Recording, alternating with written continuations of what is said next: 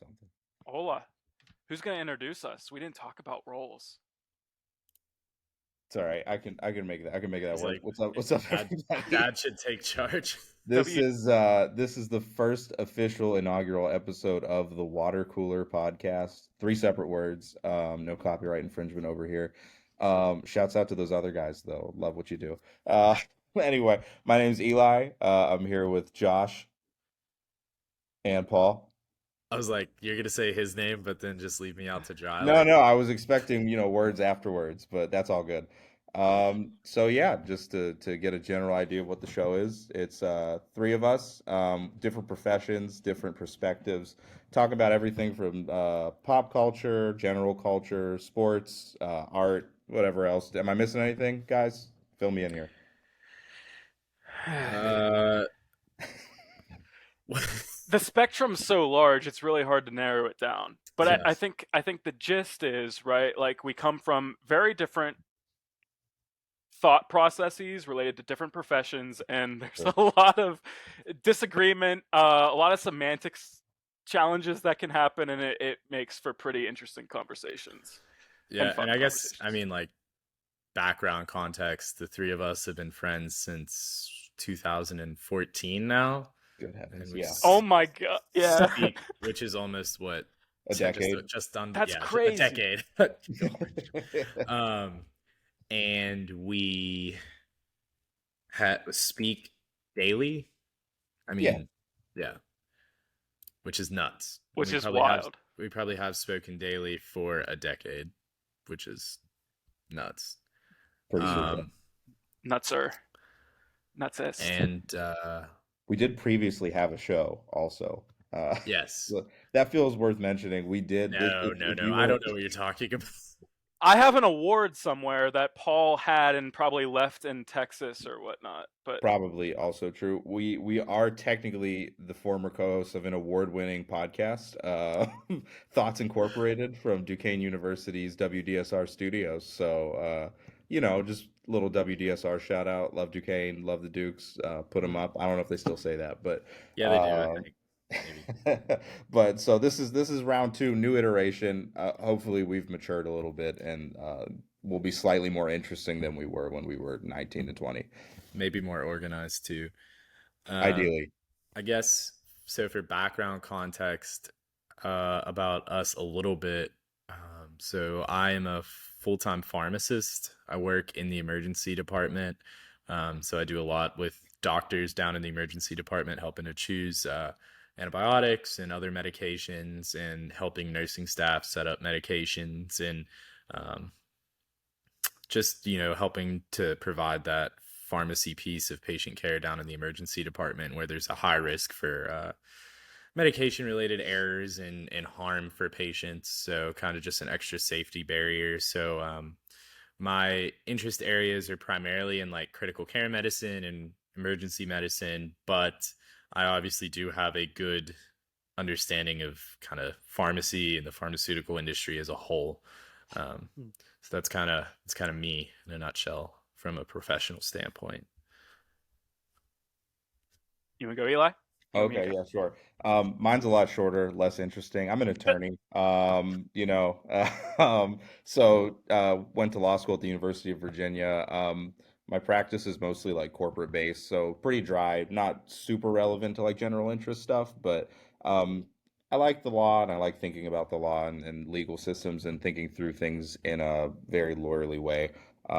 I don't have like full on lawyer brain, I like to think. That's like a Mhm. term lawyers throw around as lawyer brain, like law school kind of like molds your brain a certain way. But in addition to that, I like to write every now and then too. So try to keep some creative juices flowing as well. So yeah, Plug it. plug Plug the books. Plug the trying. writings. Do it. Gotta. Yeah, you could check out my writing at Plough, Plough, and Oh, yeah. Agape Review and Moonshine and Magnolias Magazine have been my most recent publications. So if you like any of that, check it out. Okay. Awesome. Well done. Yeah, so for myself, quite simply, I'm a licensed therapist in the state of PA. I enjoy working with young adults and teens for the most part, to just keep it simple like that. The one interesting thing that I think uh, is actually sort of ties into our relationship and what we intend to do here is my training is actually in a more philosophically inclined type of psychotherapy, and I think it puts me in a professionally it puts me in a sort of minority position where I'm not sort of countercultural toward mainstream psychology. But a lot of what I do and focus on is sort of, phenomena, and it's more existential based therapy, which comes in handy whenever we talk about more traditional sort of nerd things, right? Whenever we talk about film and movies and things, and that might come out, it will come out here a little bit. So that's kind of my orientation to my work as a therapist. So pretty much me in a nutshell. Fantastic. So, are we ready to jump in then, boys? I'm ready Uh, as you guys are. yeah, I probably need a beer. Okay, okay, go for it. Um, while Paul's doing that, I guess Eli and I can kind of walk through and just introduce the sort of structure. If Yeah, that yeah, might for be sure. helpful. So the way that we are kind of thinking about doing this is having recurring segments, which we kind of need, just sort of weekly or however often we do this. We have some episodic sort of things, Yeah. and then we'll try to limit it to maybe one, maybe possibly two specific topics for the episode.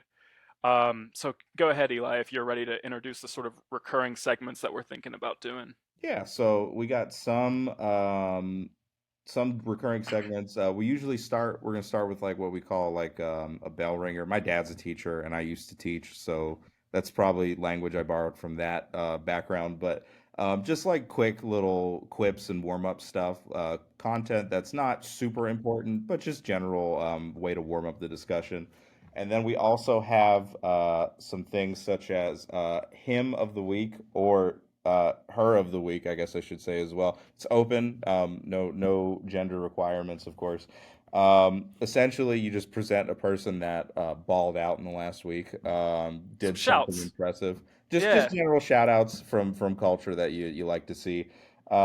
We got some other stuff that's going to be recurring on a less consistent basis coming as well. So I'll save some of those for later episodes. And then we're going to finish today with a draft that's relevant to our non-recurring segment. And today's non-recurring segment is going to be about AI and robotics.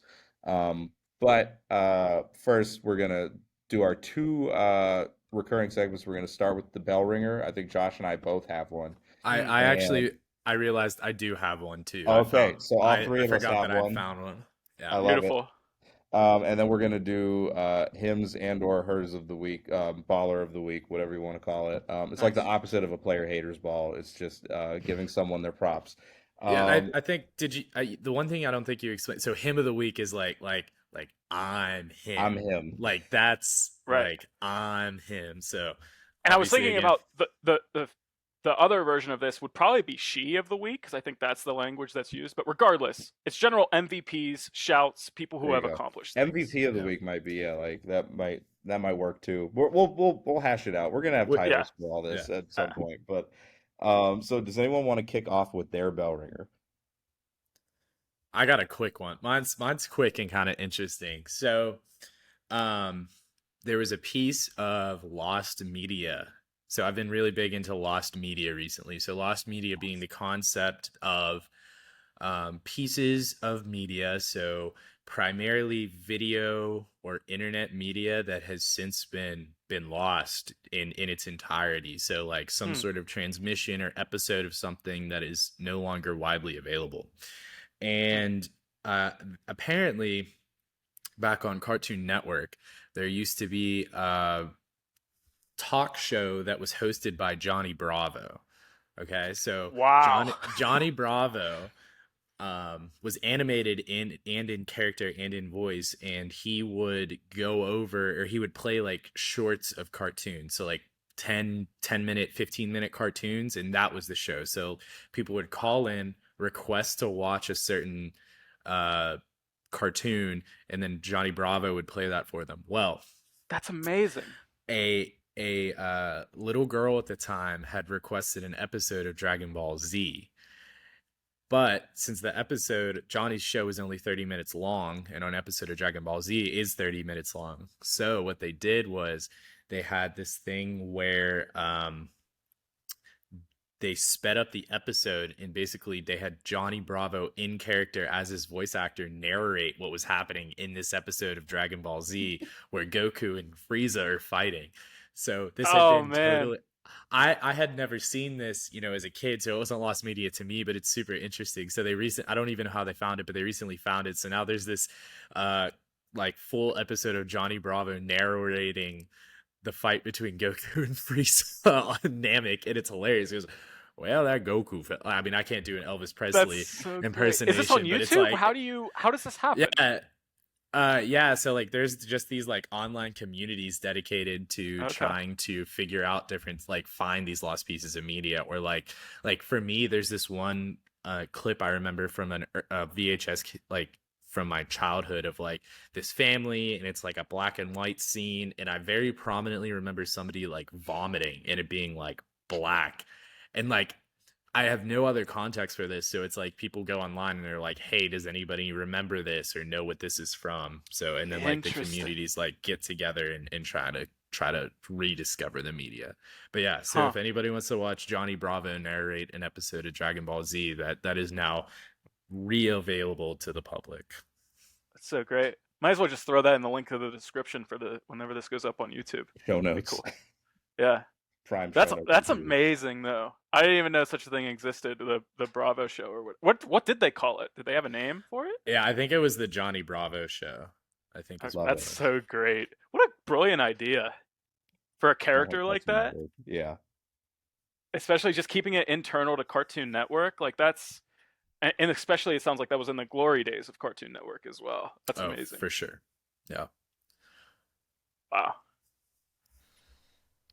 It's cool. Eli, Yeah. do you want Yeah, so mine has a bit of a two-part prompt. So I as a high schooler, I like to watch old clips of boxing, like I was a huge Muhammad Ali fan. Recently I've been getting into like actually watching the sport modern day.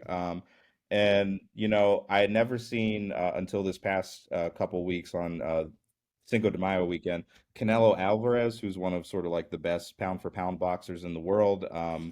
He had a big comeback fight to Mexico, and he fought a British boxer named John Ryder. It was a good match.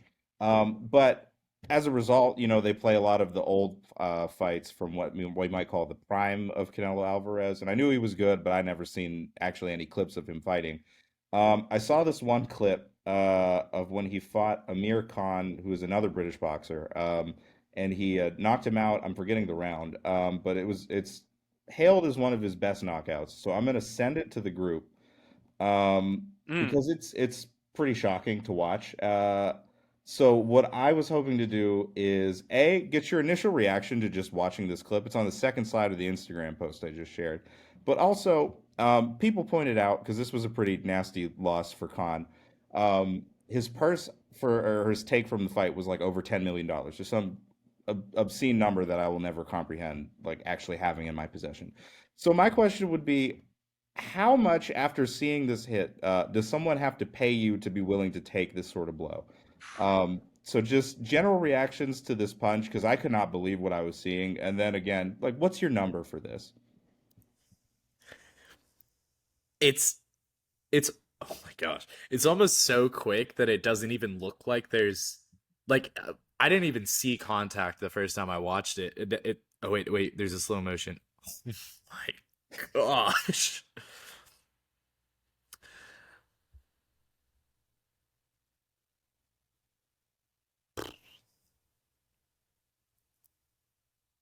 I want Paul to give his response So someone waiting. This is before I genuinely Uh jump moved in. my. I want Paul to answer first before I jump in. I I think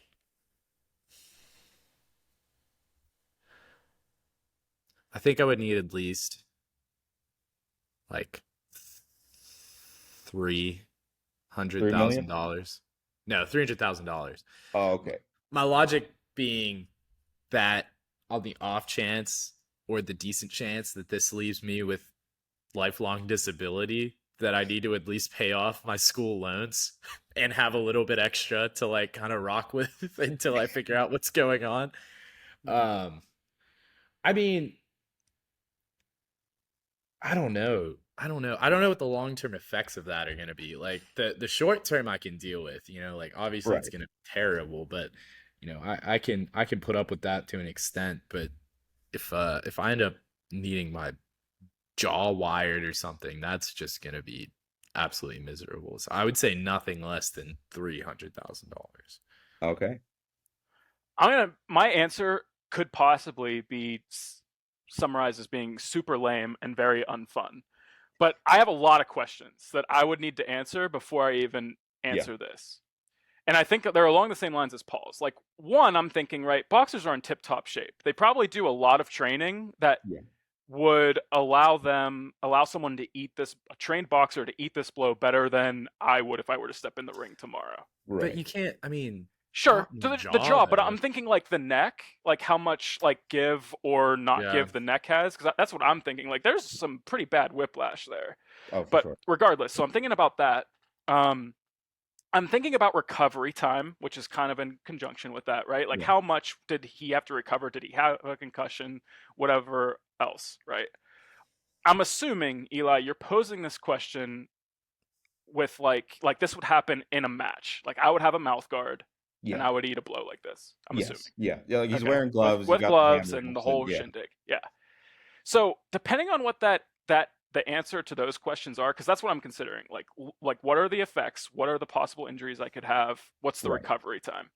Depending on what the answer to that question is, I could say like as low as 100K for me, as high as 500K. Okay. I would have a pretty steep price because I've never done combat sports. I've never even Yeah. been in Right. a fight. I've never been punched. I've never Oh, thrown a punch. yeah. And so like I don't know how I would take something like this. So it depends. Yeah. I have a Uh, lot of questions. so I Yeah. mean, I'm right in the middle of your range, Yeah. so I think we're on the same page there. Yeah, I Eli. guess. I so just for Oh, reference. sorry, Paul, do you want to finish Oh where you no. were? I No, just no, want to I make was sure just that gonna Eli. say no, no. You just brought up an interesting point about like history of contact sports, like where, I have a black belt in Taekwondo. Eli Do you is really? in martial arts. Yeah. I didn't know that. And I mean, I've taken a kick to the face so hard that I genuinely did a backflip. Like I was kicked in the face and ended up like heels over head and then landing on my stomach. Hmm. Um, which I walked away from. Like it hurt, but my nose didn't even break or anything like that. Hmm. So, but I'm interested in Eli's. Well, and then Eli, a follow up question. Sorry, really Yeah. quick. Are we gonna classify? Would you classify this as like a right hook? Are Um, we gonna take a right hook? I don't know if that I counts don't. as a hook or an overhand or like a cross. But regardless, I'm not gonna take it square in the face. I'm gonna take it on the jaw, Like in see the it like cheek. side of your forehead maybe. This one's in the jaw. The Oh, forehead's a this little one's in the different. jaw.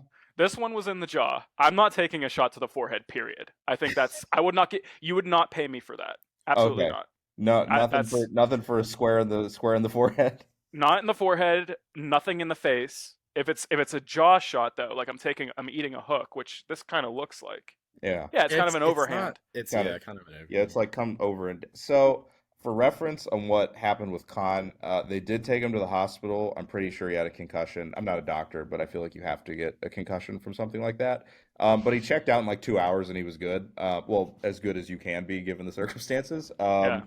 My price point, I feel like I got to start at like a mil for something like that. Like Yeah. that looks like it really, really hurts. That's probably an understatement, but Yeah. like you said, like my neck is not trained to get hit like that. Right. My brain is not used to. I don't know if your brain can really get used to it, but um, just the way he hits the ground, I'm like that. I don't know. I need 1 million for like insurance and medical costs. I don't know what. Oh, it happened in England, so the medical care theoretically was free. Mm. So he has that going for him. Yeah, it just took Yeah. him 8 years to be seen. We could probably unpack that in a later episode. He's still But waiting. maybe he checked in, like maybe you get like a fast pass if you're Here to inserting go see the message there. GP. But But yeah, I don't know. And that also made me think, like what is the going rate on like health insurance for someone that boxes professionally? Like what if you work at Allstate or whatever, and you're trying to or Northwestern or wherever, you're trying to like do the risk calculation. That's got to be nuts. It's different tangent for a different day. Josh, I think you had a bell ringer as well. Is that correct? Yeah, this one's much lighter, I hope. It's just this is related to sports, and there's been a lot of talk just about the Sixers recently, and you know, brief context. I guess the context extends. I don't even know how far it goes back, but the Sixers are kind of a memed professional team at this point, where they've been contenders since someone can look it up for a long time, Yeah. and they have this sort of meme about them where like they can't figure it out. Joel Embiid is an MVP finalist like however many years in a row, best center in the league arguably. Joker obviously is in that convo too. He won Embiid won MVP this year, and like they continually just can't even advance out of the I want to say the Eastern Conference Finals, but it might even be beyond that. So it's just really interesting that like Harden's there now, who also has his own narrative of like not being able to advance out of the conference finals, and they didn't make it this year, and then they just fired Doc Rivers, who also has his own narrative. Like Yeah. it's hilarious to me that like the franchise has this sort of aura to them where like they just can't get over the hump despite them being one of the best regular season teams year after year after year. And then they hire a coach that has the same narrative or similar narrative, and then they hire they sign a James Harden, who's an MVP of his own, who has the same sort of narrative. And I just think Hmm. it's really interesting, and they're getting torn apart by the media right now, and deservedly so. It's just yeah, I don't know. The narrative and the optics of it all is kind of funny. I I don't have a know if you theory. saw. Oh, sorry. Go ahead, Paul. Uh, I mean, it's because the city of Philadelphia doesn't deserve anything good in this world. It's a bit harsh. But I mean, actually, to that point, weirdly enough, I don't know if you saw this, but Philadelphia teams, I think five separate Philadelphia teams have lost in the playoffs or in the championship in like Mm, spectacular fashion in the past year. mm, Of course, the Eagles in Super Bowl. I think their right. soccer team was in the finals in the MLS championship and lost. Sounds about right. Yeah. Um, I want to say the Phillies were also pretty deep in the playoffs and lost. I don't know for sure. I saw a tweet. It was from NBC Sports Philadelphia, and they like listed how five different Philadelphia teams had lost in the playoffs, Hmm. and that's a tough scene. As for the Sixers specifically, I'm a known James Harden. I don't like to use the word hater, but I'm not a fan. Never have been since his Houston days. And he does have a pattern of not really getting it done when he gets to the playoffs. I feel like he's just kind of him. He's just who he is. He's Not not the him. good him he's for him. clarification. He's him. He's He's not. him. He's not He him said for it. the in the cultural sense. Just to Yeah, clear the air. he's just a Clip it. dude. Clip Uh, it. he's just a dude, and he's very very good at what he does. Same thing with Embiid. I know Embiid always tends to get like hurt down the stretch of the season too, which like that's just kind of like something you got to acknowledge. And then I don't know how the rest of the team performed. Like, did Harris really do well? I thought he wasn't I playing watched well. nothing related to that series, so I don't have any specifics to offer. But yeah, It just feels like they are a team full of dudes that do not like. I don't want to say they don't lock in, like they don't care, because that's not what I mean. But it does feel like the lights get very bright, and they do tend to shrink. It's weird because they were yeah. playing Boston, who is also, in my opinion, not been a consistent team this year. Well, that's fair. Boston has been they've been a finals favorite since early in the year Well, though, right, just because of how well they were playing. And yeah. Tatum, from what I understand, went kind of nuclear towards the end of that series. He kind of went Yeah, off. he got 50 in But the last but game, which is still, nuts. they didn't blow a 3-1, but I think they blew a 3-2, the Sixers did. I think But so. Yeah. I mean, there was that quote from Joel Embiid going making the circles again about Oh, it's awful. The sound Joel bites are Embiid. bad. But this is from 2018. So Oh, Joel Embiid on shit. Celtics. It's not a rivalry. Ellipses. Um, They always kick our ass, yeah. and it's just. I mean, like, I think that goes to the Eli, you're a little more old school in terms of like the sports mentality thing, I feel, comparatively. But like even that, it's like to me, it seems as though in an event where Philly loses, which is often, I don't you don't hear like an uproar from the team. Like it's never like the LeBron 0 dark 30 like or anything like that. It's like, Hmm. well, another season. What are you gonna do? In Um, def- in defense, though, their fan base, and this is probably across the city, is so tough itself that I don't Yeah. know. I don't know that that response would do anything. I think it would be it would be a unique conversation for the or a unique combination for the team to have to be very upset and to come at each other in the same way whenever the fans are already putting that pressure on the team themselves. I think I mean, I'm not saying they what have to go against each other, but like be upset, you know? Like Yeah. don't chalk it up. I would put it this way to that point. Like we saw the Eagles lose the Super Bowl in pretty heartbreaking fashion against the Chiefs, and just the way they were carrying themselves after the game, I'm like, they'll be back. They might win next year. Like they have a very specific set of personalities on that team, from the coach on down, where I'm like, this team is geared for the long haul, and I don't think they're going to get into their own head too much. Whereas with the Sixers, I don't know. I don't feel like that's fair to say. I'm not a pro athlete, so I can't even comprehend what these guys do. But it does feel like a lot of them or with the Sixers sometimes it just feels like they tense up and I'm like just be because they're very good. I like watching them play. I really do. I miss Jimmy Butler being on that team, frankly, but um, you know, I've enjoyed watching the Sixers throughout this era. I've always found Embiid to be like super They're magnetic and really fun they're to a watch. fun team to watch for sure. So this is we might depending on how we're feeling, we could cut this off. A super sort of more in-depth basketball thought that I have is, you know, Embiid is clearly the head honcho of that team, right? He's the best player. He just won MVP, right? And I don't know, is there another low post dominant center in the league that is on a contender? Right? Like I guess I'm thinking like the fact that Embiid is the star and he's a the most old school esque player, old school esque Mm. center in the league. That play style, I'm almost wondering if that works against them when it comes time to the playoffs and people can game plan for them as opposed to like Joker, right? Like who's do you know what I mean? Like I do wonder if that works against them, like that style of play. Yeah, part of me But thinks yes, but also I feel like you need your star shooting guard to sort of show up more down the stretch because he Yeah. had Oh, Harden absolutely. Harden had deserves some one game blame. in single digits, I believe. He might have had two games in single digits, and he had a couple really good games in the series too. But He did.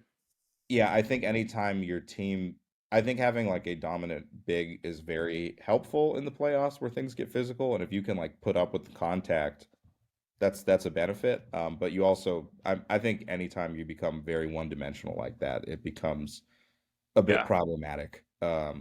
Yeah, So and I'm and I'm just not, looking at Harden's shooting splits here. Um, so in game one, right? Just to just to give yeah, the spotlight on the right person here. Harden had 45 in game one, right? right, On 56% shooting. Game two awesome. and game three, they both lost. Harden went 2 for 14 in game two. In game three, Harden went 3 for 14. They won game three. In game three, Harden went 16 of 23 for 42 points. They won this is game five now. Harden he only took 8 shots somehow in 39 minutes. Huh.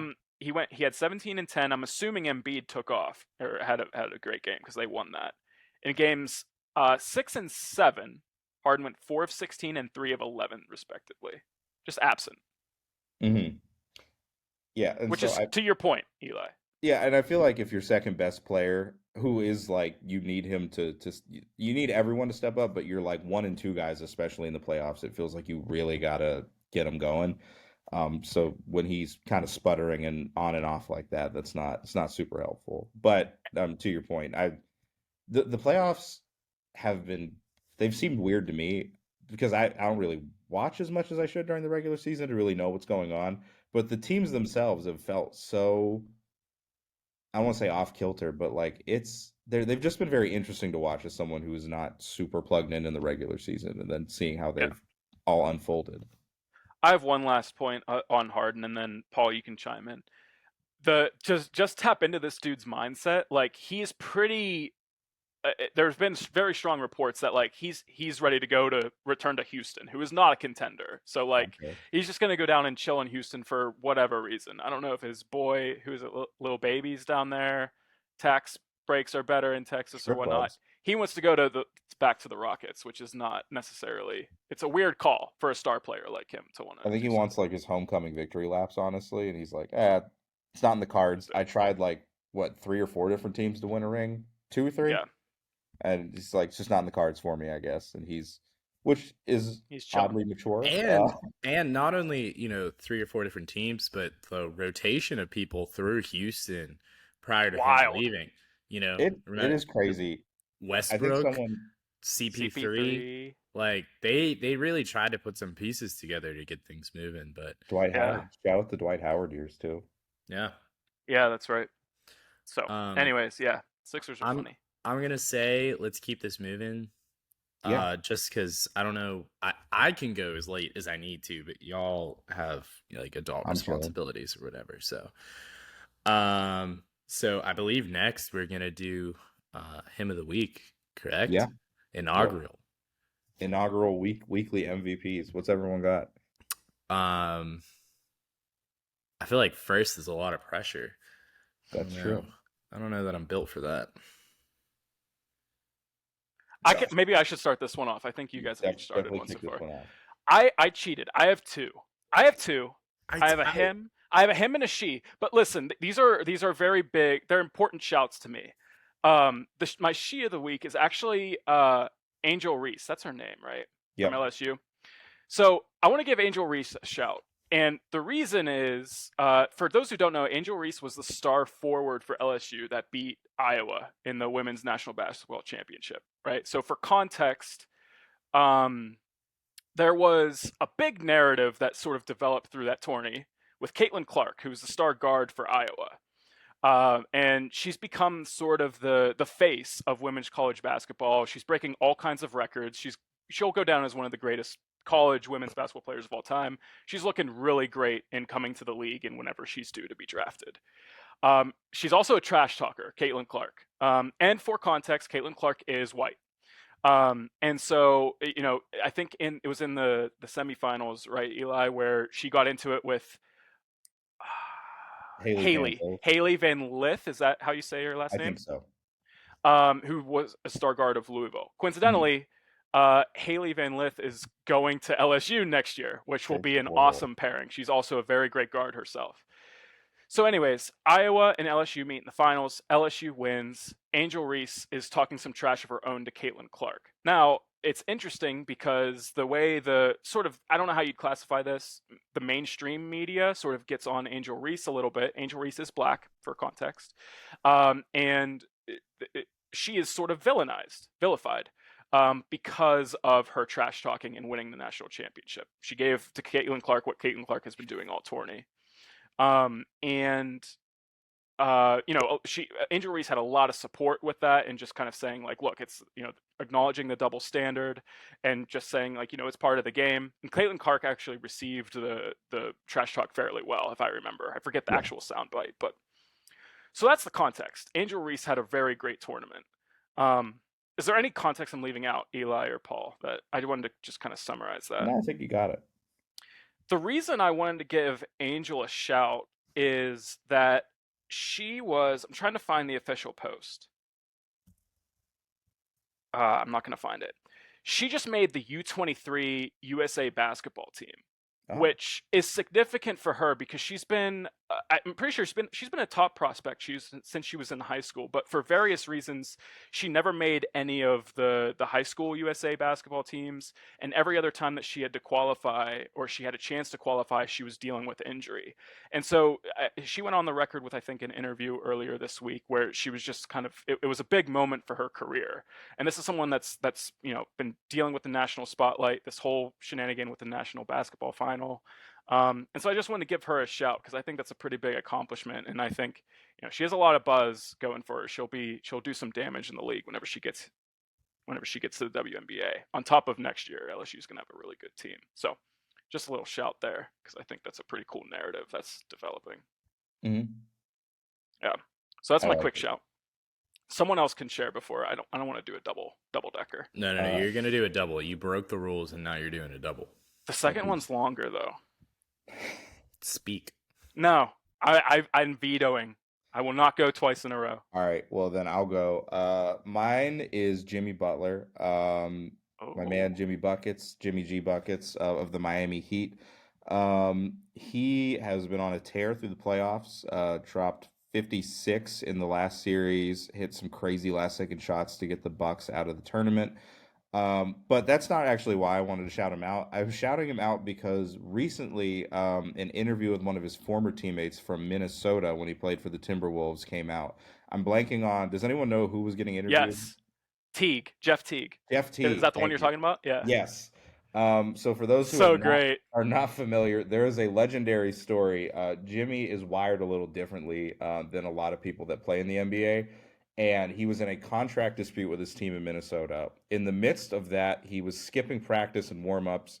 He showed up out of the blue, took the bench players, scrimmaged against the starters. So can I just stop you right there? Yeah. For context with this, there was a lot going on with the Timberwolves at the time because I think I can't remember how it was working out, but I think Wiggins needed paid. He was Hmm. coming on the end of his rookie contract, as well as Karl Anthony And Towns, their and star Cat. center. Mhm. And Jimmy was also in a contract year, if I remember correctly. So there was a Yeah. lot of talk like, how is Minnesota going to keep these guys together? They're all in contract years. Where's the money going to go? And the implication was because Minnesota drafted both of them, correct? Wiggins and Wiggins Towns. and Cat. So there was an inkling, and I guess Jimmy had heard that they were leaning towards paying those two, keeping it in the organization, whereas Jimmy had been traded there. Was that from Chicago or was that after Philadelphia? That was the Chicago trade. Yeah, Okay. it was Levine and some other pieces for Yeah. Jimmy. And so Jimmy miffed about the situation because he is supremely confident in himself. And as we talked about earlier, he's kind of the opposite of a guy that shrinks when the lights get bright. He's like, he turns it up a notch. What he apparently did, though, is he shows up after skipping warm-ups and stretches and all that. He's getting stretched by the trainer. He gets onto the court, scrimmages the starters. He goes with all the bench guys, people who Teague said likely are not even going to make the final roster for the team. And instead of scoring the basketball, Jimmy makes a point to just rip the ball out of the other two players' hands. He's playing defense and just passing the ball off. And his team wins and beats the starters. Apparently, he does this first whole game in his warm up suit. So, already kind of give you an idea of where his head is at. He runs back a second game and wins again. But this time he takes his warm ups off to reveal that he had his Minnesota jersey and shorts on, but he had cut the Minnesota off of the jersey and the shorts. So he just had his bare skin where the jersey was, where it would say the team. And the whole time he's screaming at them, "Pay me! How are you going to pay them?" So he embarrasses the starters a second time, sprints out of practice, goes directly home, does an exclusive interview with Rachel Nichols on ESPN His about. teammates don't know that he left Yeah, and his until teammates don't know because they finish another scrimmage and they're hyped up like we're gonna get him back, we're gonna get ours. They go to the locker room. He had gone home and was already on TV doing the interview when they had gotten to the locker room. Um, Pretty much, explaining how he had just trashed them at practice and he's the man and they're still not going to pay him.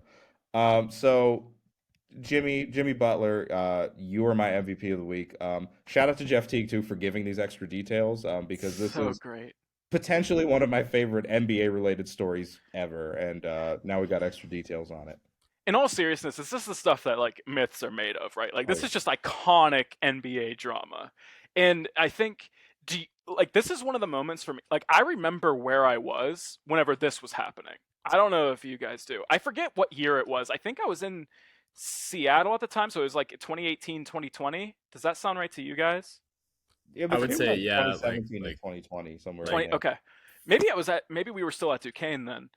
I remember I was in a class and I was seeing the notifications going on that like something's going on in Minnesota during practice. I think I had like Rob Rob Perez on tweet notifications. So like I had Twitter notifications on at that time whenever people tweeted, and I remember seeing that. I was like, what's going on? The class ended like 15, 20 minutes later, and then I get an ESPN official notification that's like Jimmy's on like doing a live interview with Rachel Nichols, and I'm just like, wait, what? It's 20 minutes? Like there's practice, and now it was just like crazy to sort of follow that story through the media. It was happening so fast. Wild. I remember him going on the tear and like reading about it, and I was like, oh, this dude really is. I was already a fan from his time in Chicago. Like I always liked watching him play. But yeah, that was the point where I was like, oh, this dude's different. This And dude's I mean, I think it's important too for people who may not have the NBA context that, Jimmy was a very raw prospect in terms oh of yeah. his entry into the league. Like he wasn't this, next big thing out of the draft class that people assumed he was going to be able to take over and have just this built different mentality. Mm. And he's just done nothing but show up and show out Oh yeah. throughout Yeah. the entirety of his career. Drafted in 2011, last pick or no, pick 30 of the first round in that draft. Yeah. And yeah, that was the team. He was the I think he started relatively soon after he was drafted, I think. And that was the team with like Derrick Rose's MVP run, Carlos Boozer, Taj Gibson, like a lot of really solid vets on that team that Yeah. I'd assume he learned a lot. But yeah, Paul, you're exactly right. That dude worked for everything he has for sure. Um, and the other thing that part of the dialogue that's been starting, especially after these playoffs, and we could go deep into his stats if we wanted to, but we can omit that. There's a lot of talk that like if he were to get a ring, he would leapfrog a lot of people. Oh, Or easy. he would join some pretty big conversations that like if you're a casual NBA fan, I wouldn't blame you if you you consider Jimmy Butler to be just like a decent, better than average player. But like the truth is, he's a lot more than I think that. maybe So it's interesting. I think maybe that narrative might have changed a little bit now that he's kind of the man in Miami. Maybe I don't know. I'm not tight with that many like super casual NBA Yeah, fans, but I feel like maybe now that he's kind of like the guy, that might have picked up some. But absolutely, I would not be surprised. I mean, like in general, you ask a rando to name 10 NBA players. I don't think Jimmy Butler is going to be in that top that first 10 that's named off the dome. yeah. Eli, where are you at? I would just want to tag you in.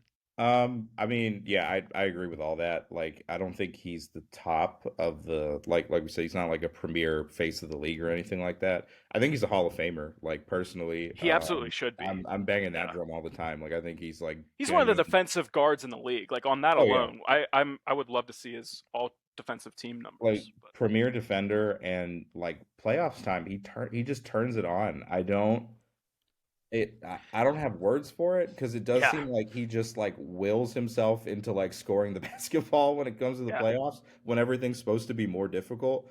yeah, It just seems like he just like wants it more than everyone at any given time, which is why I just love watching him play. And that feeds into why he's so defensively minded. And I mean, I'm just huge fan.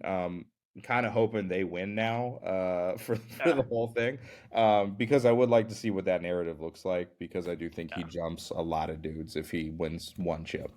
yeah, And I think he honestly should be in more conversations, yeah, already. But yeah, the chip would definitely, stamp that, validate it. yeah. So yeah, so shout out to Jimmy Butler. And just a few other things, right? Like just to what this Miami team is accomplishing. They're Oh yeah, tough year after year because they have an all-star coaching staff. oh Spoelstra yeah, does a great job, so consistent. They have a really great team around Jimmy.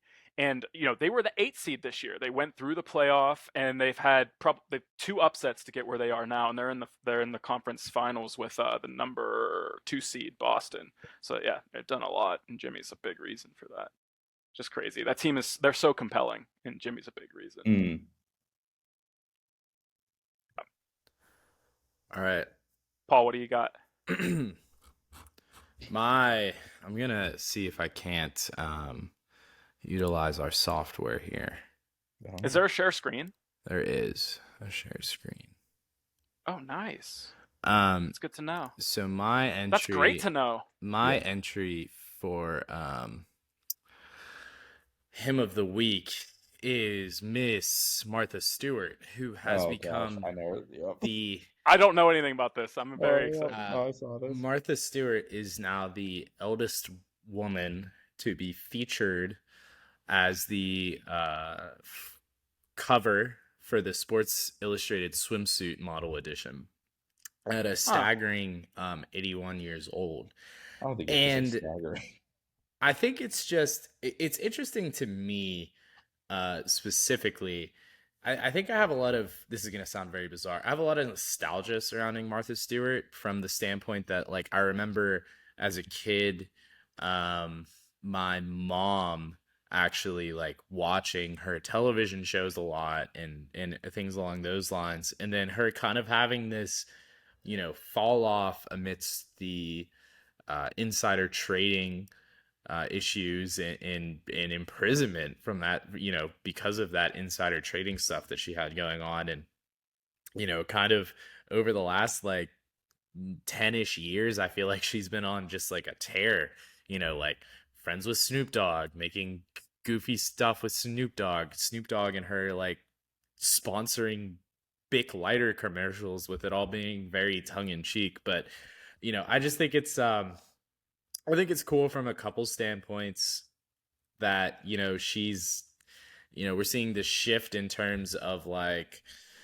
what Sports Illustrated is willing to do in terms of who they're sponsoring and stuff. And I mean, Mm, I, I just think it's interesting that she's kind of hit this mark and now looking at her, I would not guess that she's 81 years old at No. all.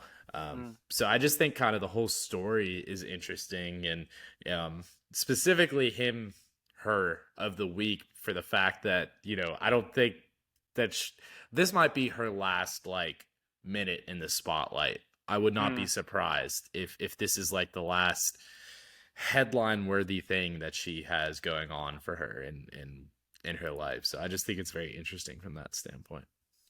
Interesting.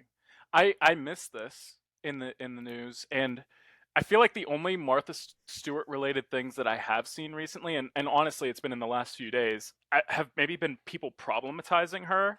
I don't know. I feel like I saw a tweet. It's I don't bad. want to. That's bad for me. Well, no. It. Time's up, buddy. Listen, you know how online is, right? They see someone, getting praised or celebrated for something, and then if they have some dirt on them in the past, that gets brought up as to problematize it. So that's probably. But regardless, I love the shout. Yeah. Yeah, I did know this because I follow Sports Illustrated on Twitter for sports stories. For those who don't know, there's a separate Sports Illustrated swimsuit account that's dedicated to the issue, but Sports Illustrated was retweeting the swimsuit account. And I was like, I saw the name and like it hit my brain, and I was like, no. And I'm like, no, that's literally her. Uh, um, so it was interesting. The swimsuit issue as a concept in terms of like what it's for transitioning over a couple years, the last few Mm, years has been really interesting. Um, Shout out to Martha Stewart. mm, Yeah, no, I mean it's just an interesting story, and like Paul said, with the sort of reinvention and like second wind of the career after going to prison, federal prison. It's like it's a significant thing. And yeah, the transformation of the magazine itself, which I've never owned and never plan on owning it. But it's just interesting, and I think probably bringing that magazine publication to a healthier place with this edition. mm. So shout out to Sports Illustrated, and shout out to Martha Stewart for that. It's pretty great. Yeah. Good shout, Paul. I like it. So, am I the last one? Because Yeah, You're the only I'm person an who did two overachiever and because has the to. the thing rule was breaker. one. So Well, I felt passionately about both. This next one is I may have broken another rule. This is a fictional character. My What? my hymn of the week. Listen, hold on. No, just go. I maybe listen. My hymn of the week is Hwoarang from Tekken. Now listen to why. My why. Can I share some? I love the share screen. Can I try to do that, Paul? Will it let me? Give it a rip. Are you I nodding? can't. I can't stop you. Okay. Unfortunately, I wish. Oh God. Just don't get us copyright claimed over I'm here. not. I'm Oh just gonna yeah. show Google Images. Okay. So this is Hwoarang. You can see some pages there. So Hwoarang. So I need to present history. Again, I warned you guys. This would be long-winded. Hwoarang was introduced in Tekken 3. Now Tekken 3 was released in arcades in 1997. It came out on the PlayStation in 1998, which is when I started playing. That's the first one of the first PlayStation games I ever played was Tekken 3. It's a fighter game for those who don't know, arcade style fighter. Now Hwoarang was introduced in Tekken 3, and he and Jin Kazama. Jin's one of the main sort of center points of the Tekken franchise. They were both introduced in the same game as the young hotshots. They were young guys. They were attractive looking guys, right? That's just how fighting games work, and they ended up becoming rivals. So Hwoarang stylistically is described as he's a very pressurized sort of. He has a pressurized sort of play style. His personality is he's a hotshot, very cocky, full of himself. He supposedly never lost a fight until he loses to Jin, and that's what starts the rivalry. So the reason why I'm giving him um, my hymn of the week is because Tekken 8 is coming out. It's probably going to come out next year for PlayStation for next gen consoles, and they've been doing these character centric sort of releases for their entire rosters thus far, and he has a very noticeable rework. He looks very different. That a lot of people sort of shouted. Let me get this other page up here. So you saw him before Hwoarang, and this is him. This is what he looks like in Tekken 8. And so his features are very different. He looks a lot more pensive, maybe is how I would describe him. Much slimmer features. His eyes are a lot narrower. And in that release trailer, which I'm obviously not going to show, they they show a moment with his rival Jin, and so for added context, right? Hwoarang, after not being able to beat Jin, is becomes obsessed for the next several installments of Tekken 4, Tekken 5, Tekken 6. He's obsessed with trying to conquer and beat Jin, who, if you're not familiar with Tekken is all about family drama. So Jin's not even focused on Hwoarang. He doesn't care. Jin has this beef with his grandfather and father going, right? So Hwoarang is obsessed, obsessed, obsessed. Jin's not giving him any validation. It doesn't mean anything on the other side to Jin. And so this goes to great lengths. Hwoarang in Tekken 4, his master at the time, his name's Bake. Bake is a character in Tekken as well, but Bake tells him, you need to go to the military. You need to get your priorities in line because this resentment you have is not going to get you anywhere. It's just going to drag you down, right? Hwoarang in Tekken 4, his narrative is he goes to join the Korean military and is still so obsessed with this fight and wanting to overcome this fight and to beat Jin that he deserts. He deserts the military and joins the Tekken tournament it's called something else, but for the sake of the story. So, anyways, that he's obsessed. This trailer, they have this moment where Jin's like, I'll finally fight you. I'm in a place where I can give you what you want. And the moment essentially is Hwoarang doesn't say anything. He's just kind of like, yeah, whatever. And I think we'll see how it goes, but I think the way his body language is, and to even get more in depth with it, his move set that they display in this trailer, they actually give him some of his mentor's former moves because they were both characters in the game, and his Hmm. character has his master has a more defensive sort of style, and so I think what we're seeing here is what I'm hoping that we're going to see, and I think there's strong suggestions of it, is that there's a maturation process that has happened for Hwoarang, and the reason why I'm giving him the shout and I'm spending so much time on this is I think we can think there's so many revenge stories, both male and female, the Batmans of the world, the Anakins of the world, like, right, Anakin Skywalker. Like, there's so many revenge stories that we have, stories of vengeance. And I think this one seems to have opposite themes where there's a healing that has happened without conflict. And I think when it comes to masculine stories of healing from wrongdoing, or stories of rivalry, like that's very rare.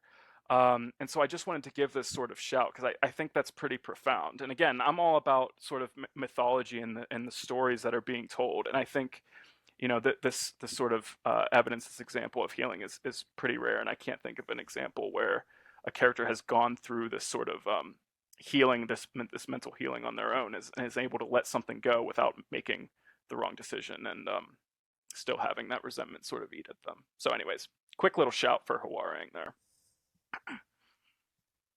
I wanted to be really mad at you about this, and you kind of sold me on it.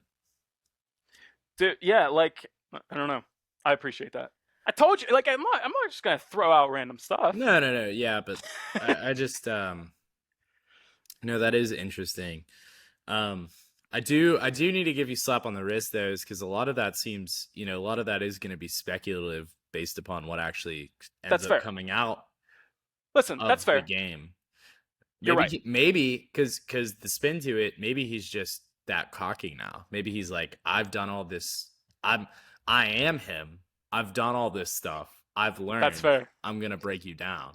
Well, I think you're right, and I think within that though, like if he's picking up a more defensive style, that's very anti-historical Hawarang, right? A character who's all out attack now Right. has defensive modes, and the fact that he's no longer seeking validation, which again plays out in this sort of introductory sort of mechanism that Tekken 8 seems to have with rivalries. But anyways, yeah, you're right. It is speculation, but I love the leaning that it seems to have. That is very interesting for sure. It's good counterfall. Yeah. All right. Well, Like Scorpion from Mortal Kombat. all right. There it is. All right. I fear it's time to cast our votes. Oh Votes? yeah, we have to vote at the end of this. I forgot. Yeah, this Vote isn't for this is a what? this is a competition. Yeah, we have to Oh, vote on who wins MVP for the week. well, how are we gonna do that? You vote. Right now. I'm gonna vote for myself. Well, you can't do that. Well, I guess you Okay. can, You but can. You're a bad person if you do, but Well, now I see the dilemma of me posing two. well, the dilemma was you didn't follow the instructions. Is yeah, the that was actual the dilemma in dilemma that. was you didn't I follow the struggle with instructions. instructions. Honestly, I'm more on board with you picking a fictional character than I am you picking two people. Yeah, that also seems true. I think that's also accurate. But anyway, let's Um, let's I all know there was vote. a vote. So we Who's can't vote for ourselves. well, Sure. if you feel Yes. strongly about it, vote for I feel yourself. very strongly about my pick. All right, I'm voting for Jimmy. I think Eli wins. I'm voting for Jimmy as well. Yeah. All right. Cool. Jimmy wins. All right. We love it. Eli, who'd you vote for? This is important. I guess I would vote for Jimmy, but also Martha Stewart. So I'll give Martha the vote. She comes in second. Yes. Fair. I think Hua-Rang, I do think that's a very interesting story. I'm taking out my anger at you on him. So good job on that front. It's very reflective. That's very mature. All right. So now I guess it's time to actually talk about what we're here to talk about. AI, robots. Yeah. Robots. Artificial intelligence. So I guess what I want to start off with is like I put this in the idea fishbowl like 2 weeks ago or so when it was kind of Yeah. fresh. So I guess what I am curious about is like whenever we talk or mention AI, where is everyone at with it? Like what initial reactions? I think I have perhaps an easier question than that to get us as a launching point. Is have you Sure. guys used any of the interactive AI chat things? I have. I have a yes and a no. Okay. Eli, Have you? Yeah, I have. I've used so Snapchat, interestingly enough, has launched an AI bot. But I've also used kind of what I would consider the headline making one. So the Chat GPT, which I believe is kind of like, if you're talking about AI, probably the one that's going to come up first. Eli, which have you used? I've used DAL-E where you put the prompt in and it gives you like a painting, but I also have used there's one called Historical Figures, which is a chatbot. I used that once just to test it out because people were pointing out some flaws with it, and the flaws were confirmed. So that was just an interesting go round that I had with that.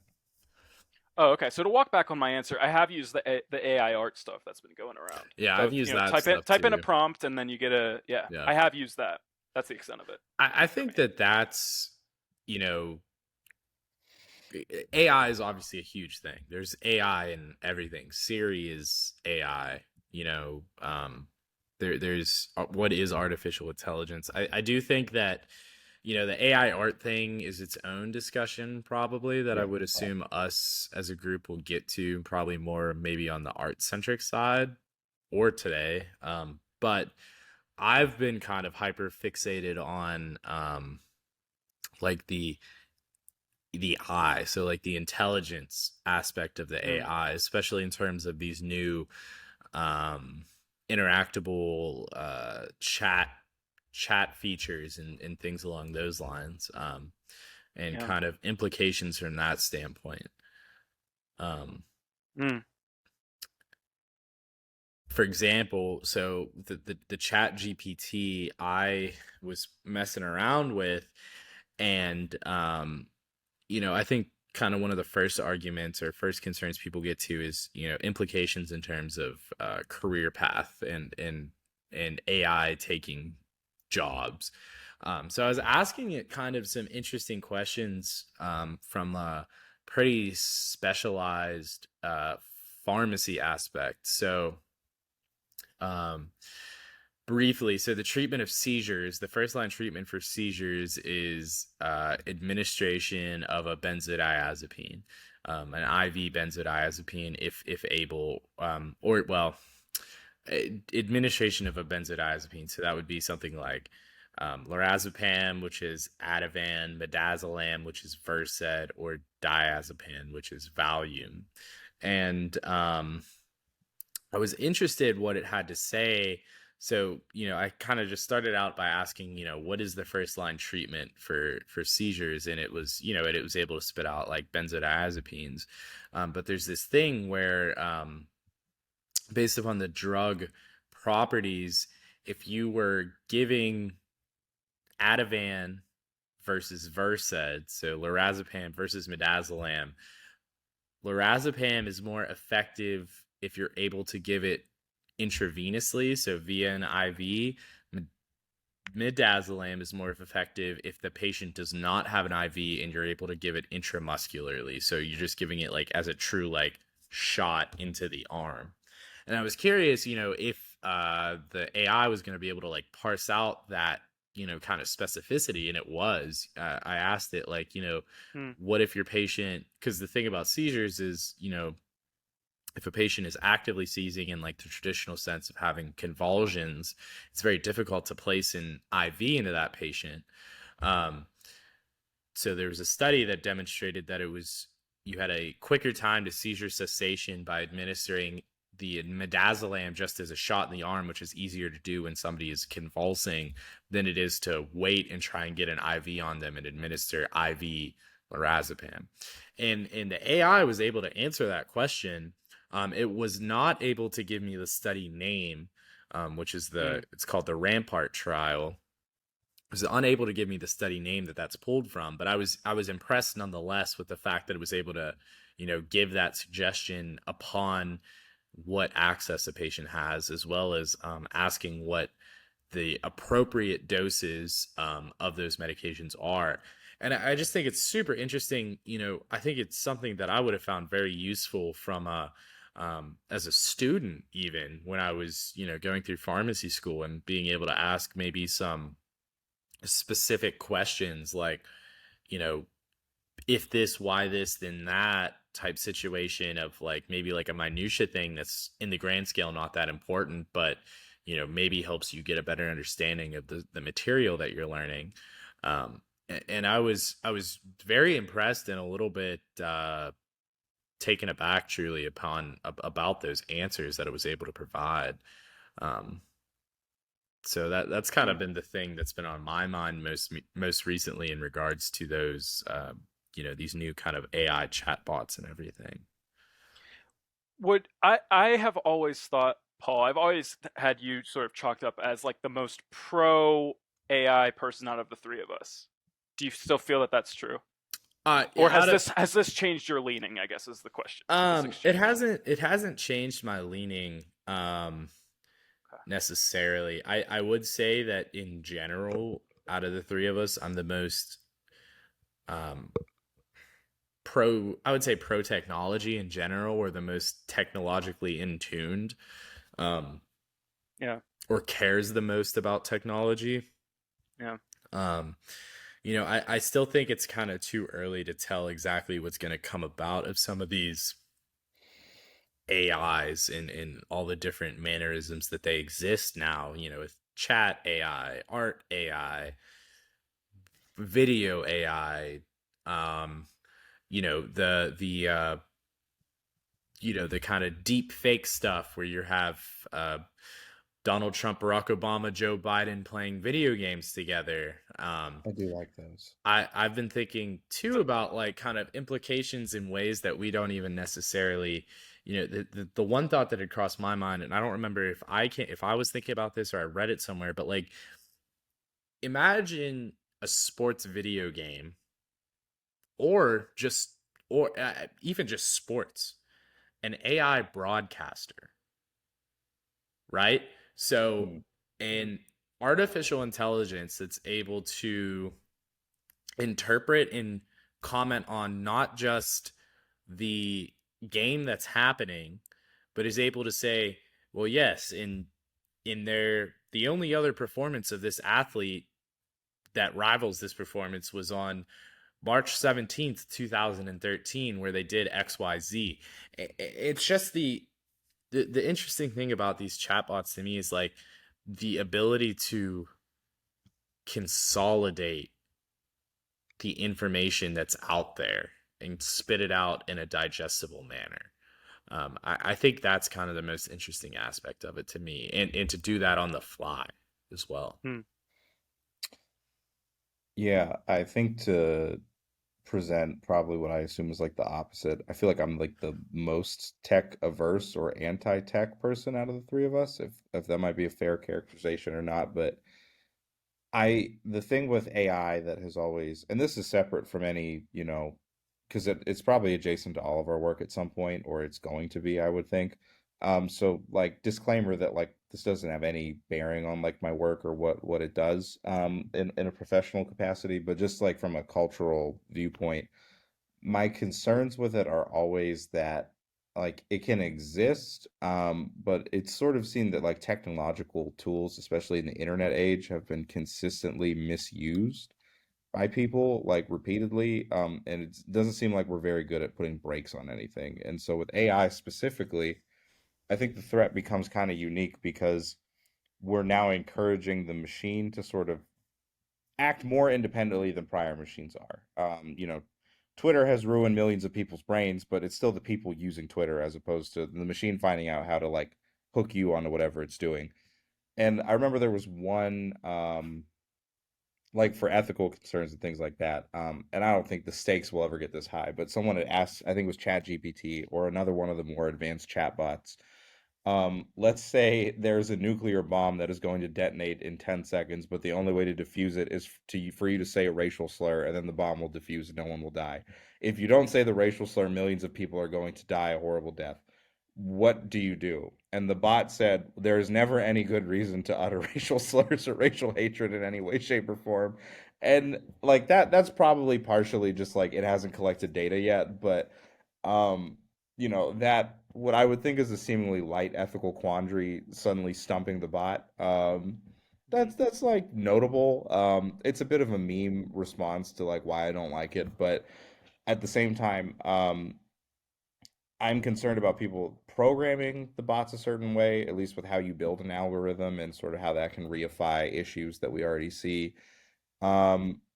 replacing people's jobs because I do think there are some jobs that require a human touch. Or for you, for your example, Paul, with like helping you learn something, that would be you using it because you're a responsible individual. But there have been issues with students just outright not learning what they're supposed to be learning and using it to like skate by.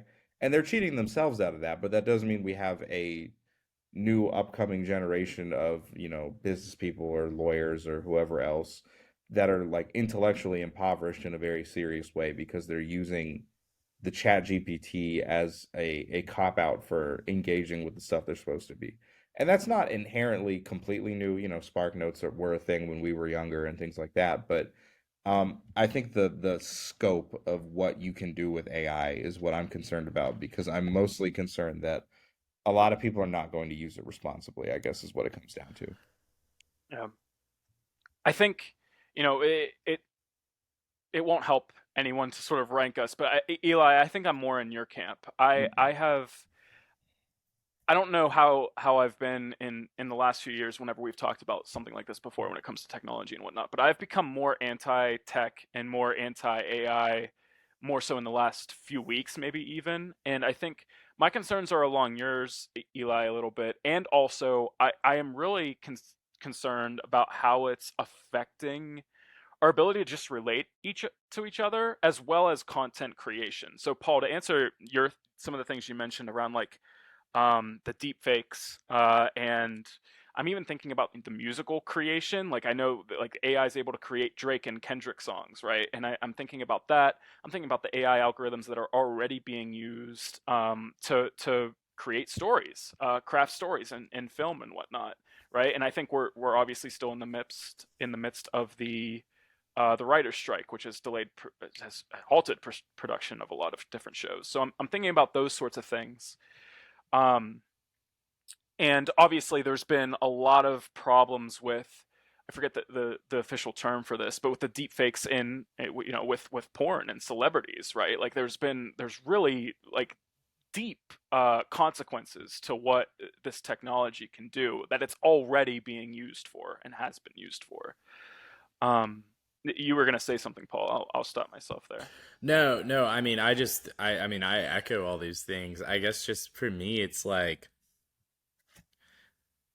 I think this kind of ties into this whole aspect of something that I wanted to discuss as well, which is like the thought process of, and this is going to get a little bit out there, and then I want to reel it back in kind of to more the topic of this conversation, but like technological singularity. So like where there's this concern, and this is like the 30,000 foot view, and then I want to take it in kind of more to this conversation. But it's like, at what point do we create something that is able to effectively replicate humanity, or is able to continue learning on its own, or is able to utilize resources in a manner that has a negative impact on us? So like the the kind of initial thing, kind of like the baseline argument is like, or the baseline thought process is like, we create an AI that is going to continue learning until it becomes smarter than us as a whole. So then you kind of dial that a step back and you say, you create an AI and somebody asks it a question. So you ask an AI, what, how do we maintain sustainable resource? Okay. And kind of going along Eli's concerns in terms of ethical manners. So like, if you put the AI in the position where you use a slur or a nuclear detonation occurs, we ask an AI, how do we maintain a renewable society? And the AI decides, well, it is important for me to complete this task, to answer this question. In doing so, I am going to utilize all of the resources I have available. And, maybe there's already things about like the kind of environmental consequences of using these AI. Internet takes power to generate, and these AIs use a lot of internet power. So it's like with every question you ask an AI, you're using this X amount of coal or whatever it is, do we put ourselves in a situation where eventually where an AI decides it is more important to answer a question than it is to let people remain in control, and an AI burns through all of our resources? But again, kind of even taking it, you know, kind of again starting way out there and kind of reeling it back um, in regards to these like AI created songs, for example, it's all kind of at this point a bastardization of things that already exist. And AI is taking all of Drake's discography and then creating something that is similar to that. And that's almost like an algorithmic thing, again, where we see algorithms on Twitter and YouTube where you liked XYZ, so maybe you'll like this other um content or whatever. But it's the utilization of that stuff kind of as a tool that worries me, where you see like people about how many recommended videos does it take to you to get a alt right or a radicalized government thought process or video along those lines. And you know is the AI coming up with this? Is there an agenda behind it? Kind of what's the situation at hand? But it is concerning to think about the fact that like we're letting predictive thinking control more and more aspects of our lives, and how that tool is going to be used or potentially misused as we go forward. And I think that's really the part that scares me. And again, to kind of put that back to the technological singularity, I don't necessarily think that some AI god is going to be controlling our lives, but I feel as though we've kind of succumbed to the algorithm already, you know and realistically none of us know how the algorithm works if we're outside the company. So are people already misusing these tools to force upon you a certain agenda that they, just because they think that you might like something, or maybe they slip in one thing that maybe you don't like but you'll click on it anyways. And how do you get these balls rolling, and how are these tools being misused or potentially misused to coerce a group of people is really the thing that's kind of concerning to me. Westworld season 3, ladies and gentlemen. But in all seriousness, never mind. I lost my train of thought. Eli, go ahead if you're Uh, ripe. yeah, just I'll to speak think. to the singularity thing, they do have a term for it. It's called artificial general intelligence as well. And that's when they think an AI can mimic or mirror or replicate the same independence and like drivenness as human thought. And people have gone back and forth on like how close we are to that. But I know recently Elon Musk was among many people to like sign an open letter being like, please stop developing this so fast. I think they called for like a 6 month pause on any new developments.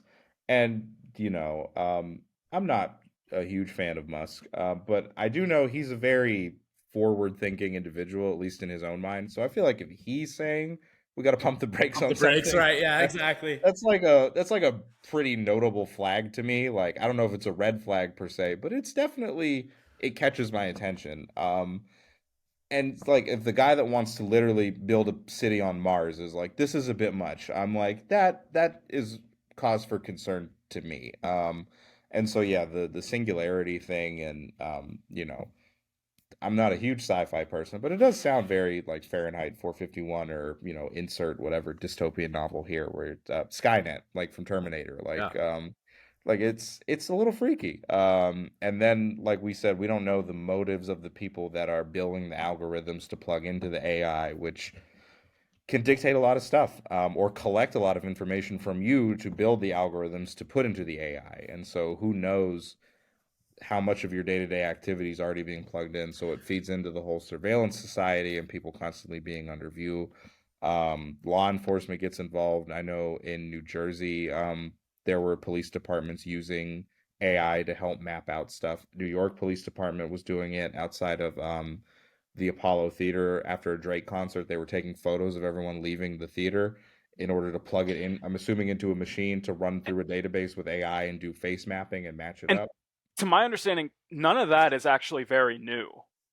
Um, Not a- super, no. and I think there's a book by, oh my god, I've recommended it to folks before. Jackie Wang. Mm. The name of it is omitting my brain, but she has Carceral a collection. capitalism. Is it What is that? it? Is it carceral capitalism? Was it Yes, that? it is. Yeah, Yeah. I know I've mentioned it to you Yeah, guys. see, I got it. She detail. It's a collection of essays that detail how police has been using versions of this technology for a good few years. But Mm. anyways, yeah. Yeah, and it's crazy to think about for me because it's like the alternative agendas of some of these big tech companies and the fact that they're always like 6 steps ahead of us. In preparation for today's episode, I was reading an article about the introduction or the shift from, so Facebook, for example, the shift from the like to the reaction. Mm. Mm, So, and what the implications of that are. And it was talking about how, like, you know, kind of the initial use of the like was just, just that, something that you enjoyed and or something that you approved of or whatever. So it was like, well, and the idea was it was supposed to be a quick, like, a quick thing, like, yes, like, good, whatever. So they were talking about, like, so why introduce a reaction like a smiley or a heart, a sad, an angry, um if the idea behind of like the like was supposed to be like a very quick and simple way of doing it. And it's like, well, so now you take a look at what do people react to, so what are the sort of things that people are willing to take the additional couple seconds to make a more dedicated response to say, like, yes, I like love this, or like, yes, I hate this, like, this is bad. And just the implications of all of this data, there's just so much. The digital footprint is just absolutely insane, just like the mm, amount of information that these companies probably have about us in regards to what our tendencies are, what sort of things we like to see, what sort of things we don't like to see. And it blows my mind when I read about this, like, different ways of breaking it down, like those reactions. And it's like, I would have never even considered the fact that somebody would care enough to look to see what I thought was a heart versus a thumbs up versus a, Mm. you know what I mean? Like, in like the time dedicated to that. It's just insane to think about, like, kind of these digital catalogs that some of these places and things have on us, and what the implications are going to be for that as technology continues to advance so rapidly. And the profit incentives are just crazy. I mean, the money they make from just selling the data of what you're into at any given moment to companies, they'll pay top dollar to get to advertise to you. I mean, mm-hmm, um, like for example, Instagram lets you like save certain posts like with like a bookmark. So like I save like birding videos, stuff like that. And then all of a sudden I'm getting like tons of birding products, bird guides, bird books and the ads and the sponsored content. Or I like vintage books and I get a bunch of fine bookstores into my mm-hmm, ads all of a sudden in my Instagram stories. And it's like I know they're paying not just to blast this to me, but to anyone who's like relatively similar things to me. And it's constantly updating. Like I can't tell you in the last couple months where I followed several boxing accounts, like how many like products for around boxing, like special edition Sylvester Stallone boxing glove necklaces. Didn't know that existed. I don't think anyone needs that, but I've gotten the ad at least 30 times in my feed because they're like this seems like up your alley. And if even one person buys it, I'm sure it pays off for the company doing it. So I mm-hmm. mean it's just the incentives are skewed in a way to flatten and minimize everyone's privacy or individuality and maximize the incentive to sort them into numbers and algorithms and plug them into a database. And you actually reminded me with that, Eli, of what I was going to respond to with Paul's point initially, and I forget what Paul's point was at that time, but it's kind of that my heart of the issue, Paul. You kind of summarized your position as being more concerned with the intelligence piece, and my issue is actually with the artificial piece and how that's affecting us. And to speak, this is one of the prongs of that for me, which is how influenced we are by media just in general, right? And all the misinformation that's happened in the last decent few years now, and how these algorithms can also influence us. And this might be sort of a sidestep from the current conversation we're having, but I think in the last 2 weeks, just me personally, I've taken a pretty significant step away from screens and social media in its entirety, and even just gaming, and feeling the psychological sort of difference there, like how I felt so clear-headed and like I wasn't being impeded or sort of acted upon by forces greater than myself, if that makes sense. Like I was less attuned to whatever my phone was feeding me.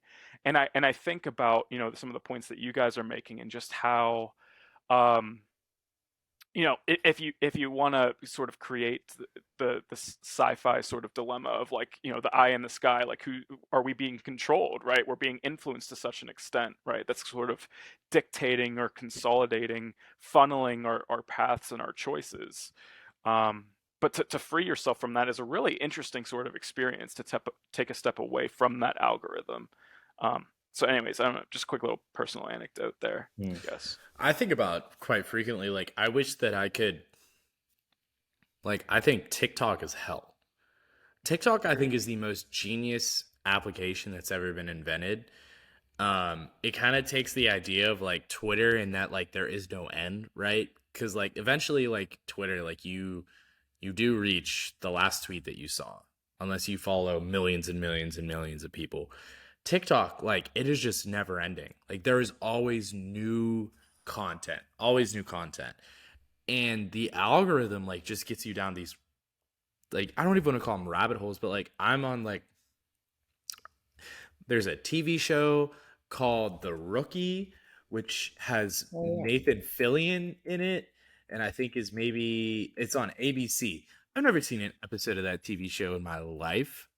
I've watched 99% of the show on TikTok, though, because people repost the clips from the show, and they post it in parts, and like it's all illegal, right? It's all illegally posted, but like because of that, then like other TV shows start showing up on my TikTok feed. And like there's times that like I wish that I could like reset the algorithm. Like, I don't really want this, but for whatever reason I'm still watching it.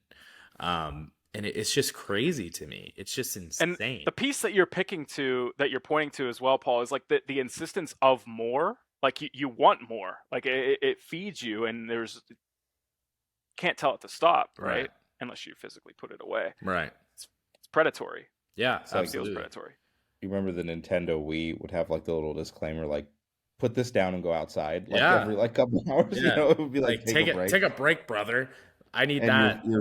your phone has no incentive to do that, because TikTok, to Paul's point, is also full of ads and like sponsored content. But you can get huge paydays for being an influencer. You got to be huge to get like big time money, of course. But Hmm. I mean, to think of how many people have, I mean, there have been TikTok people that have spun into TV shows on like Hulu out of being on TikTok, and it's like it's kind of crazy when you think about it. Or Yeah. like the a couple women that made up a dance on TikTok that went viral. They got to perform at NBA All-Star Weekend, and it was Yeah. like it's crazy. And that's where the action is right now. And the profit incentive also goes to these very young people to make content that gets other people to follow and copy and mimic them.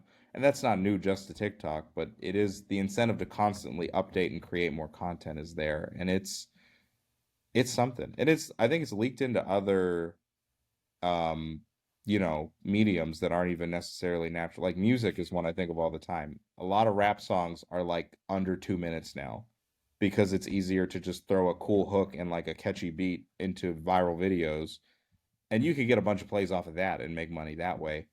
Like There's a even clip, even just to tap into that.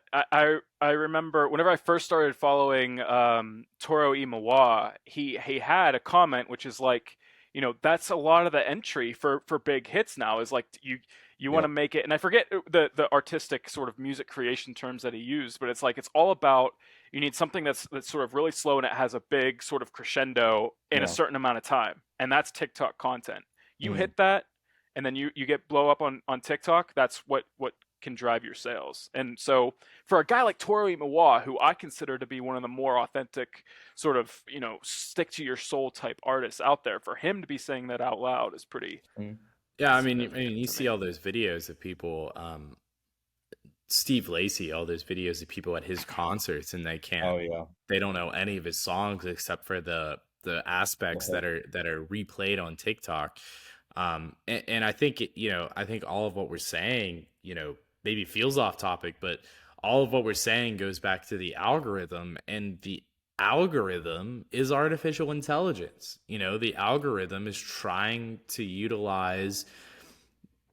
figure out what you as a consumer wants to see, to feed you more of that content, to keep you on the app, to run you more ads, to get more clicks. And it's just, um, I feel like kind of the more recent stuff with the chat GPT and everything along those lines is kind of giving in artificial art, music, like uh, visual art as well, is kind of maybe opened up the eyes of some of us in terms of like, wow, like these these computers can really take a lot of kind of garbage in, for like, you always talk about like garbage in, garbage out, but it almost seems now that it's like, if you get enough garbage, you can find the high aspects of it and kind of spit something back out at you that's gonna hit some marks in some different manners. um and I just think it's all very interesting as well from like the technological revolution standpoint, where like, 50 years ago, a supercomputer was the size of probably my entire apartment. And now, just Right. looking around, I have one, two, three, four, like four supercomputers hooked up, ready to use, and probably two or three in a closet that I don't have any intention on using, like my laptop, my phone, my iPad, my PlayStation. Um, and I think Eli, the point about Elon Musk being like, pump the brakes a little bit, like this is getting kind of crazy. Um, it is very interesting, and I think it'll be even more interesting too. Is kind of like, um,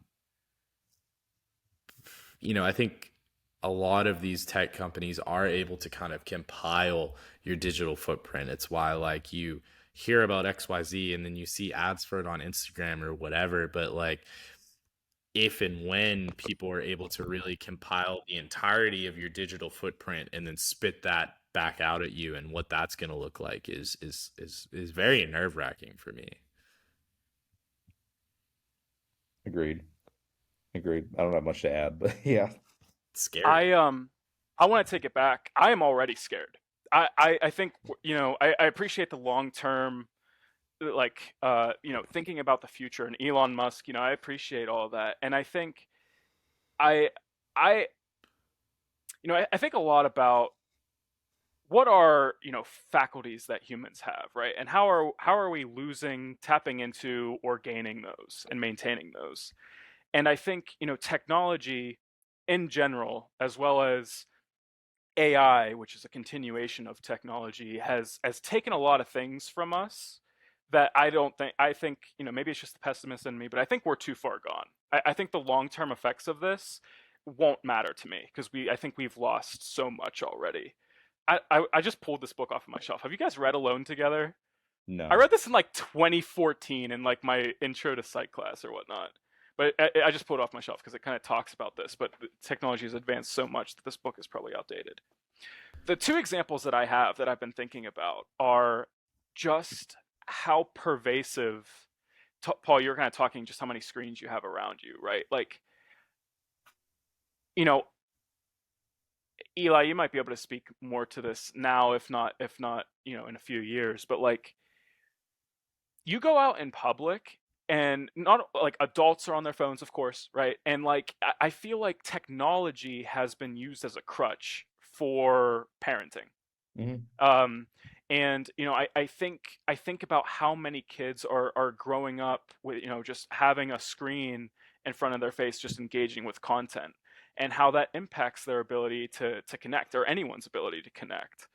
Um and an example of this, I put this topic on in our fishbowl note right after I read that, this is going to get dark here for a second. I apologize for that. It was after the most recent. It feels weird to say most recent, but the most recent shooting in Texas, which, Mm. God forbid that is the most recent one because there's been so many. It's But not. there were okay. I almost kind of assumed that. Regardless, it was a shooting that happened in Texas, and there were reports coming out that the immediate response for people in that situation, which is it's people in the bystander situation, right? Instead of helping people that were hurt on the ground, they pulled out Mhm. their cameras and they recorded. Mm. And to me, that's that's critical for me. We've lost something there, and just because of the conversation that we're having now and the slippery slope that we're already falling down, I don't think we're going to stop that fall. We're gone. We're gone. um, there's an article that I put in the note here, and I'll share it with folks later if they're interested. There's a term that was sort of written about a few years ago that's called auto cannibalism, which seems to be tapping into this, which is the idea, right, that we're already so disconnected to each other, human to human connection, that we're just going to quote, I mean, metaphorically, eat each other alive for the sake of content. We're consuming each other as content. Um, and so, anyways, I don't have a larger point. I don't even know, if there are parts of this that we can dive more into. But I think that's what I think about, and that's honestly what haunts me the most, the artificial piece, and how are people using all these different mechanisms and parts of technology that we've been talking about tonight? How are we using that as a replacement for genuine, authentic human connection? I want to throw one last thing here, and then I want to hear from you guys. There's a question. I want to shout out to my friend Dominique. She had posted something on her story a few weeks ago.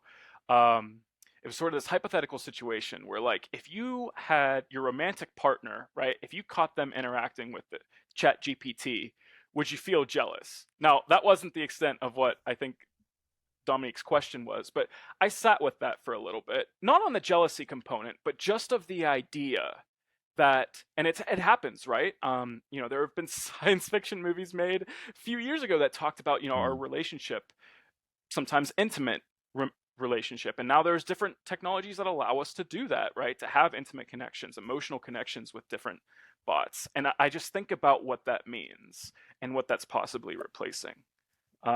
So anyway, that's just some things that I've been thinking about along this conversation that we're having. I think, Yeah. or go ahead, Eli. I was gonna just say, yeah, it concerns me because I do think there is a tendency to, and like people being ignorant with phones and like recording stuff instead of helping is not and like inherently new, but there is something new Sure. about like anytime there's a fight or anytime I don't know how many like my wife will sometimes watch like Karen compilations or like Mm. where it's like women will freak out in public and everyone just like pulls out a I even think camera and of it's World Star. Like, how yeah old and was it's World Yeah. Star, right? That's mhm. long way And back. it's like there's a lot of videos of people like having genuine like acute mental crises and like people just record them and be like, look at this. And it's like, I don't know if that's helpful. And even on the flip side, I don't know how many videos I've seen of people like giving money to a homeless person and like recording it and be like, I'm Right. gonna take you to Disneyland for a day or something. And it's like even that, like even kindness is becoming commoditized. And that's not inherent to like AI. That's like social media more like I feel, but it is a larger branch of the tree that is this problem, I guess, for lack of a better word. So Hmm. that's what I would say about that. Is I share your concerns.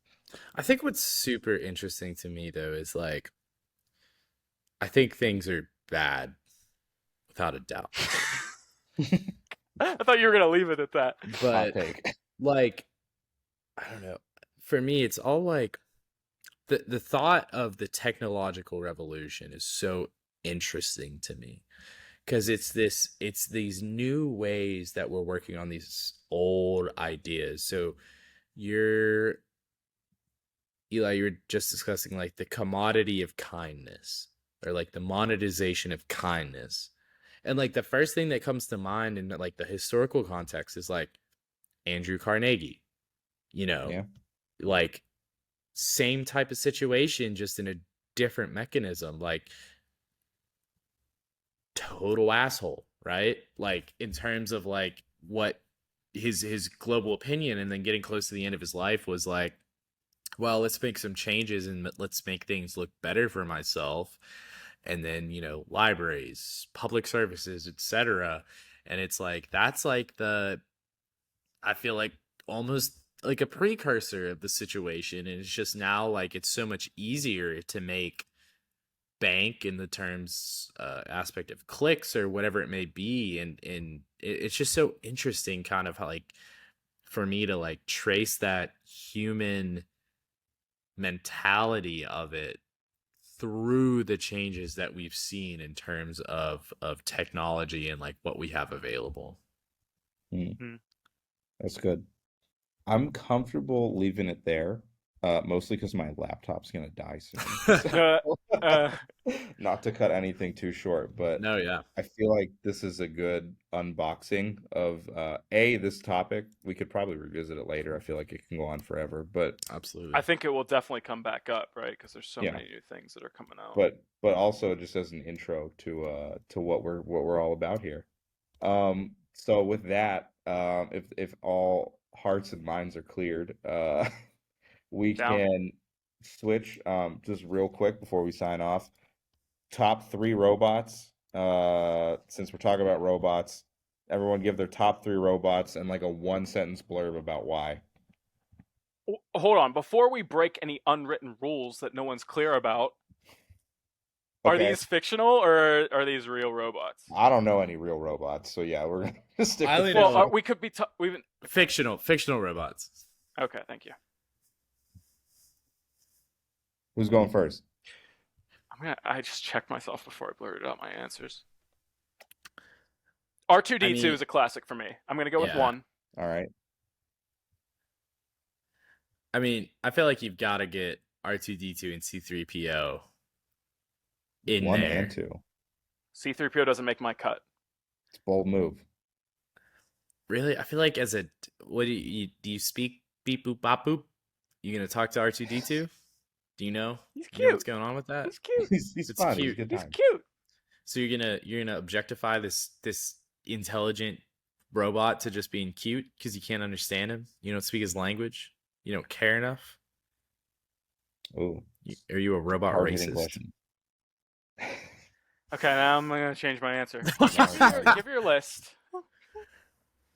Well, I don't know. I was more prepped for like the draft aspect of it. I Well, think we should have Honestly, came up with a board ahead of time. yeah. Maybe. Top. We'll do uh, top three this time, and then we'll shop it later. yeah. Honestly, give me C3PO. Give me the Iron Giant.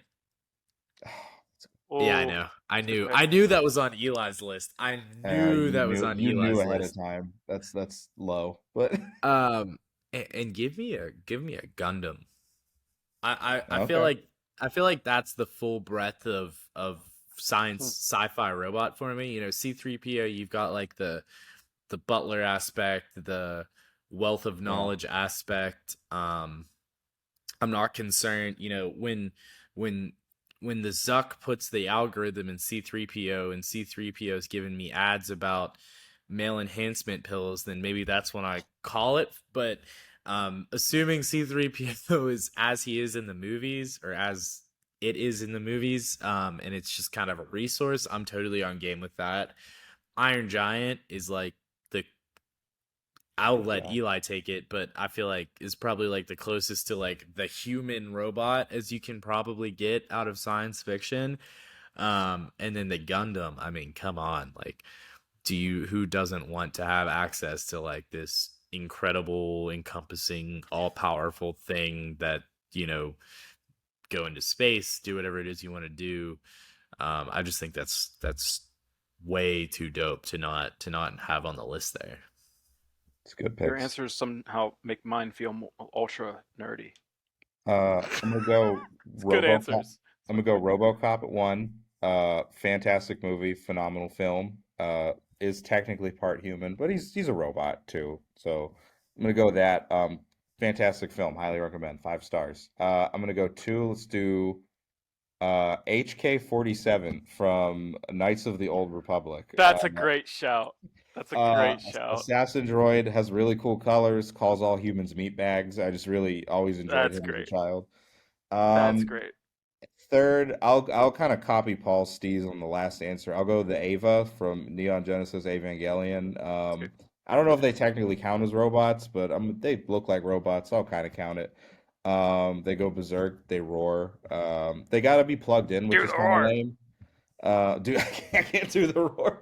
Do the roar. But they fight aliens. It's pretty great. Love that show. Them having to be plugged in is pretty lame, but other than that, that's the only downside. So I'm gonna go with those Yeah, three. I had the Evas on my list too, but like honestly, it wasn't even the plugging in aspect of it as much as it was just the psychological horror that was Fair. associated with like piloting them that I was like, I'll just stick to the Very Gundam. I steep don't cons. yeah, I Very don't steep need the cons. yeah, I Yeah. Gundam's pretty all pros, no negs, so I was All good. more on board with that. Yeah. All right. I'm Josh. sticking with R2. Okay. Uh, Loyal companion. I dig him. I could learn the R2 language to counter your point, Paul. I'm not All concerned right. about that. It's fair. It's Anakin fair. spoke. Yeah. Okay. There you go. My two answers are more modern. I'm going less classical than you guys. First, Joy from Blade Runner, the ultra I realistic should have companion. seen this That's a coming. good. Yeah. That's a good robot. I would appreciate her. Good AI.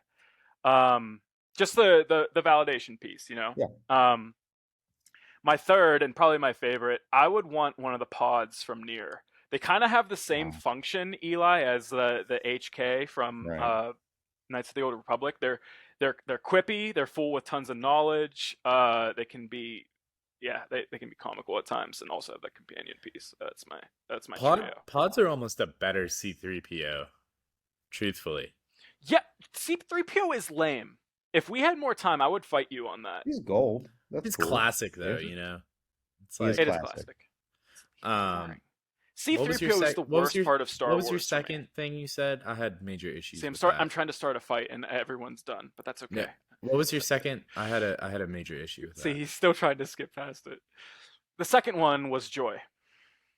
Oh yeah. So like if that wasn't Ana de Armas, would that still be so high? Like if it was No, I think the idea of a like Joy if is it was actually like really the cool. Wicked Witch of the West instead of that, Listen, like it's does she purely It could be a platonic companion. It could be a male. It wouldn't matter to me. I think the functionality of it is really interesting. noted? You don't trust that answer. No, I don't. I'm We'll take it being offline. honest. Um, Okay.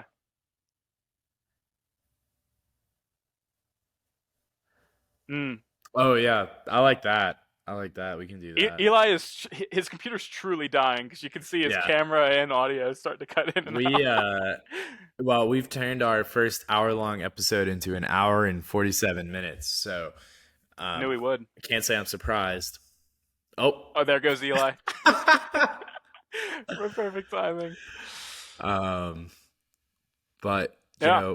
thank you for anyone who has made it this deep into this inaugural pod of the water cooler, the kind of joinment of the three of our professional lives and Sure. continuation and kind of meeting point for us as we have all gotten so busy professionally. Yeah. But I'm excited to see kind of where things go with this and self plug that hopefully as a group we'll be doing some other kind of multimedia aspects in terms of gaming, live streaming, whatever it may be. But Yeah.